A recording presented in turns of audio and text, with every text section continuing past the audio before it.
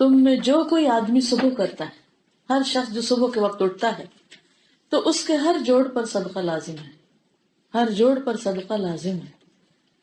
تو ہر مرتبہ سبحان اللہ کہنا صدقہ ہے، یعنی اگر ایک دفعہ کہیں گے تو ایک جوڑ کا ہو جائے گا۔ ہر مرتبہ الحمدللہ کہنا صدقہ ہے، اور ہر مرتبہ لا الہ الا اللہ کہنا صدقہ ہے۔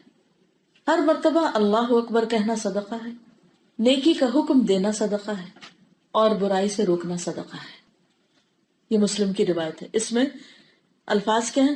قال یصبح علی کل سلامہ من احدکم صدقہ، وہ تطلع الشمس یہاں صبح کا لفظ ہے، بات ایک ہی ہے، الفاظ فرق ہے۔ دوسری حدیث ہے، یہ بھی صحیح مسلم کی ہے، رسول اللہ صلی اللہ علیہ وسلم نے فرمایا بنی آدم کے ہر انسان کو 360 جوڑوں پر پیدا کیا گیا ہے۔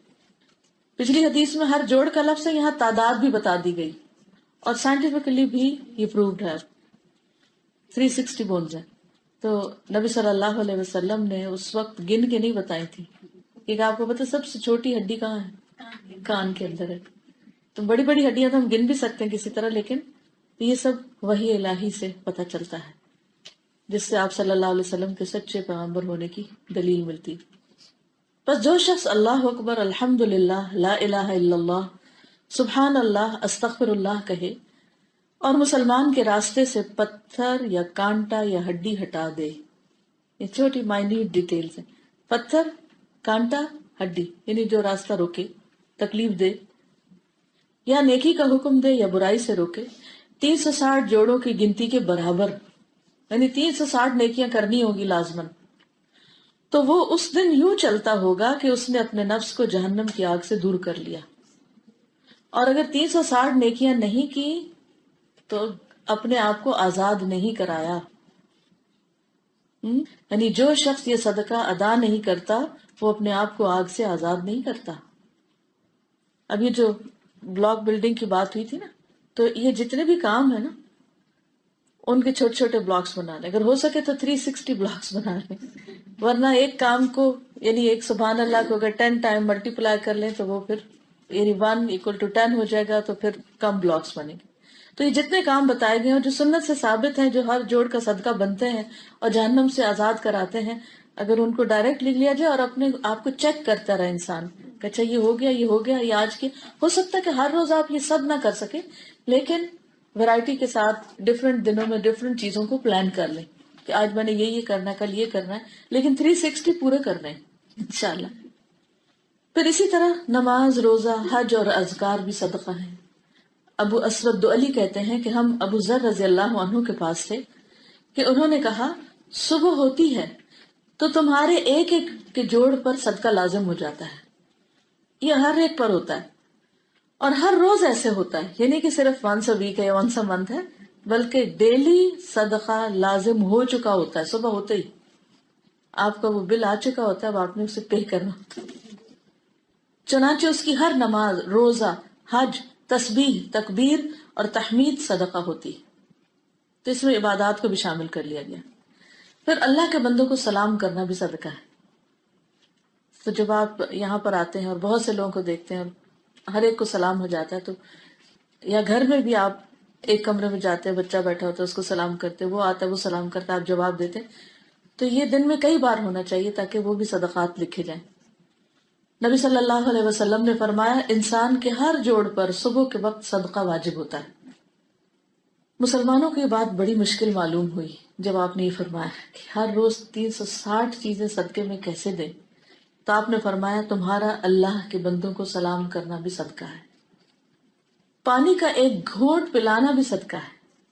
نبی صلی اللہ علیہ وسلم نے فرمایا آدم کے بیٹے کے کل 360 جوڑ یا ہڈیاں ہوتی ہیں، یعنی پیچھے جوڑ کا ذکر ہے اور دوسری جگہ ہڈیوں کا ذکر ہے، بونز کا۔ اب آپ دیکھیں کہ جو بونز ہوتی ہیں وہ دو طرف سے جڑی ہوئی ہوتی ہیں، تو وہ دو طرف سے آ کے ملتی ہیں تو وہاں جوڑ بن جاتا ہے، تو اس طرح یہاں ہڈیوں کا بھی ذکر آ گیا۔ ہر روز ہر جوڑ کی طرف سے صدقہ ادا کرنا لازم ہوتا ہے۔ ہر اچھی بات صدقہ ہے، آدمی کا اپنے بھائی کی مدد کرنا صدقہ ہے، پانی کا ایک گھونٹ پلانا صدقہ ہے۔ اگر یہ سارے کام آپ نہ کر سکیں، مثلاً آپ بیمار ہیں، تھکے ہوئے ہیں، گھر میں بند بیٹھے ہیں، کسی کو سلام کرنے کا موقع نہیں، کوئی موقع ہی نہیں، نہ کسی کی مدد کرنے کا، نہ کسی کے آنے کا، نہ جانے کا، نہ اور کچھ کرنے کا، تو بھی پریشان نہ ہو۔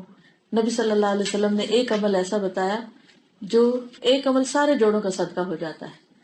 نبی صلی اللہ علیہ وسلم نے فرمایا صبح ہوتی ہے تو ابن آدم کے جوڑ جوڑ پر صدقہ لازم ہو چکا ہوتا ہے، چنانچہ اس کا اپنے ملنے والوں کو سلام کہنا صدقہ ہے، نیکی کا حکم دینا یعنی امر بالمعروف صدقہ ہے، برائی سے روکنا صدقہ ہے، راستے سے اذیت والی چیز کا دور کرنا صدقہ ہے، اور اہلیہ سے ہم بستر ہونا صدقہ ہے۔ اب کتنی چیزیں ہو گئی، یعنی اس میں سلام، امر بالمعروف، نہی عن المنکر، اذیت والی چیزیں ہٹانا، شوہر کے ساتھ ازدواجی تعلق قائم کرنا، یہ سب نیکی ثواب کے کام ہیں۔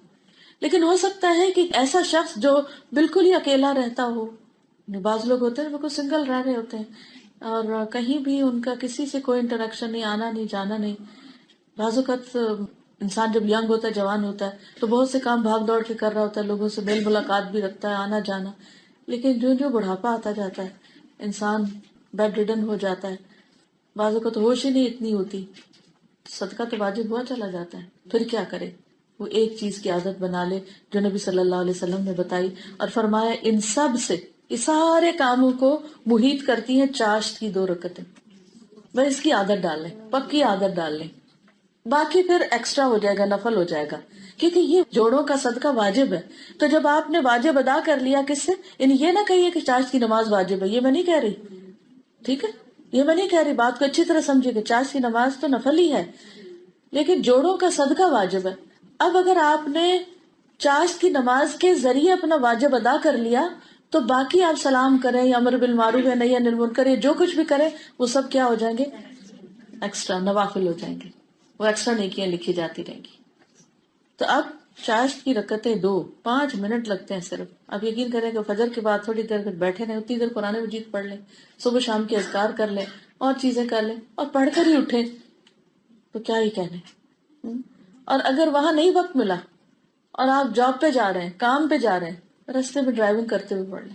نوافل جو ہیں وہ سواری پر بھی پڑھے جا سکتے ہیں، ایون دو اگر آپ ڈرائیونگ بھی کر رہے ہیں تو کوئی حرج نہیں، اشاروں سے آپ پڑھ سکتے ہیں، اور اگر آپ کوئی اور ڈرائیو کر رہا اور آپ بیٹھے ہوئے تو وہاں بھی پڑھ سکتے ہیں، کیونکہ نبی صلی اللہ علیہ وسلم سے نفل سواری پہ پڑھنا ثابت ہے۔ اس میں کوشش کرنی چاہیے کہ جب شروع کر رہے ہو تو اس ڈائریکشن سے شروع کریں کہ جہاں سے آپ قبلے کا تعین کر سکیں، لیکن اگر کسی وجہ سے کچھ بھی نہیں ہوتا تو آپ جتنی گردن موڑ سکے اتنی موڑ کے وہاں سے شروع کر کے پھر جدھر سواری جا رہی ہے اس طرف چلتے جاؤ، ورنہ ہمیں پتا ہوتا ہے نا کہ میں گھر سے اس روڈ پر یہاں تک پہنچوں گی تو قبلے کا رخ آ جائے گا، کبھی سیدھا آ جاتا ہے تو کبھی تھوڑا سا اینگل پہ ہوتا ہے، کوئی حرج نہیں، لیکن بس اپنی ہیبٹ بنانے کی ضرورت ہے۔ اور بلیو می، جب یہ ہم صدقہ اپنا دے دیتے ہیں نا، اتنی ریلیکسیشن ہو جاتی ہے، یوں لگتا ہے کہ اب کوئی چیز ہمیں نقصان نہیں دے گی، سارے رنج غم دکھ تکلیفیں پریشانیاں سب آؤٹ۔ تو یہ ایک بہت بڑا بوجھ انسان سے اٹھا دیتا ہے، یہ ہٹا دیتا ہے۔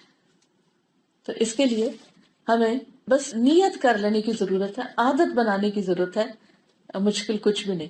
مجھے یاد ہے جب الہدیٰ شروع ہوا تھا تو فرسٹ بیچ کے ساتھ ہم نے کلاس میں پریکٹس کی تھی کہ ہم جب اسٹوڈنٹس آ جائیں تو پہلے پڑھ لیں نوافل، اس کے بعد پڑھنا شروع کریں۔ اب اس بیچ کی میں دیکھتی ہوں، کہیں بھی میں دیکھتی ہوں ان کو، ہمیشہ مجھے نظر آتا ہے وہ بچے ابھی تک پڑھ رہی ہوتی، کبھی ٹریول کر رہے ہیں کہیں ہوں، بلکہ ہم لوگ اکٹھے ٹرکی ٹرپ لے کر گئے تھے تو وہاں میں روزانہ نوٹ کرتی ہوں، اتنی مجھے خوشی ہوتی ہے، حالانکہ ان کے میرے خیال 1 سال گزر چکا تھا ان کا کورس ختم ہوئے، کہ وہ ایئرپورٹ پہ اگر وہ لاؤنج میں بھی ہے نا تو وہاں بھی شروع کر رہے ہیں، کہیں بھی ہیں، وہ پورے 14 دن ہم لوگ بہت جگہ اکٹھے ٹریول کیا، ہر جگہ وہ صبح سویرے کھڑے ہو جاتے تھے ماشاءاللہ۔ تو بس صرف یہ کہ عادت بنانے کی دیر، کچھ دن اگر سب یہ اپنے اوپر لازم کر لینا کہ اگر گھر میں نہیں بھی ٹائم ملا تو کام پر گئے ہیں 5 منٹ پہلے پہنچ جائیں اور کام شروع کرنے سے پہلے اپنا 2 نفل پڑھ لی اور اس کے بعد کام شروع کر لیا، یا راستے میں پڑھ لی یا گھر میں ہی، بس صرف ارادہ کرنے کی دیر، لیکن اس سے آپ اپنی زندگی میں ایک واضح فرق محسوس کریں گے۔ تو اب حدیث کی شرح کی طرف آتے ہیں۔ سب سے پہلے حدیث کے شروع میں ابو ہریرہ روایت کر رہے ہیں رسول اللہ صلی اللہ علیہ وسلم سے، اور فرمایا کل سلامہ من الناس علیہ صدقہ۔ تو اس میں ایک لفظ سلامہ ہے اور الناس اور علیہ، علیہ کا مطلب اس کے ذمے ہے، اس پر واجب ہے۔ تو سلامہ جو ہے وہ جوڑوں کو کہتے ہیں، اور ایک قول میں ہڈیاں بھی مراد ہیں. دونوں صورتوں میں معنی ایک ہی ہے، اختلاف نہیں، کیونکہ ہر ہڈی دوسری ہڈی سے فاصلے کے ساتھ جدا ہوتی ہے، اور شکل اور قوت اور دوسرے کاموں میں ایک دوسرے سے مختلف بھی ہے. ہر ہڈی کا الگ کام بھی ہے. اور یہ اللہ تعالیٰ کی قدرت ہے کہ مثلاً جو بازو ہے ہمارا، یعنی بازو کا اوپر والا حصہ جو ہے وہ نیچے والے حصے سے مختلف ہے، جو نیچے والا حصہ ہے وہ ہاتھ سے مختلف ہے، جو ہاتھ ہے اس میں سے ہر انگلی مختلف ہے، ہر ایک کا سائز. تو اگر آپ اسکیلیٹن کو دیکھیں، غور سے آپ دیکھیں تو ہر ہڈی کا شکل، ڈیزائن اور اس کے جوڑ اور وہ ان کی اپنی اپنی ایک ترکیب ہے. تو 360 صدقے کیوں؟ کیونکہ ہر ہڈی الگ فنکشن کر رہی ہے، ہر ہڈی الگ طور پر آپ کی خدمت کر رہی ہے. اور اس میں سے جب کوئی ایک بھی نکال دی جائے تو سوچئے کہ کیا ہو. کوئی ایک ہڈی سوچئے جس کو نکال دیا جائے. نکالنا تو کیا، جب وہ دکھنے بھی لگے، کوئی جوڑ دکھنے لگے یا سٹف ہو جائے تو سارے کام رک جاتے. پاؤں کی ہو یا گھٹنوں کی ہو یا کولے کی ہو یا کمر کی ہو یا موہرے ہوں یا گردن کی ہو یا ہاتھ کی ہو یا کان کی ہو، کہیں کوئی کمی بیشی سارے کام کو معطل کر کے رکھ دیتی ہے. پورے جسم کو بیلنس بگڑ جاتا ہے. تو اس لیے ہر ایک کا حق الگ ہے، تو ہر ایک کو اس کا حق دینا ہے. نبی صلی اللہ علیہ وسلم نے فرمایا ہر روز بنو آدم کے اعضاء میں سے ہر عضو پر صدقہ ہوتا ہے. یہاں اعضاء کا لفظ بھی آتا ہے، لمس کا بھی. اور یہ یاد رکھیے کہ نیکی کے جتنے بھی کام ہیں ان سب پر عمومی طور پر لفظ صدقہ بولا جاتا ہے. یعنی ایک صدقہ وہ جو مال کا ہے اور ایک ہر نیکی صدقہ ہے.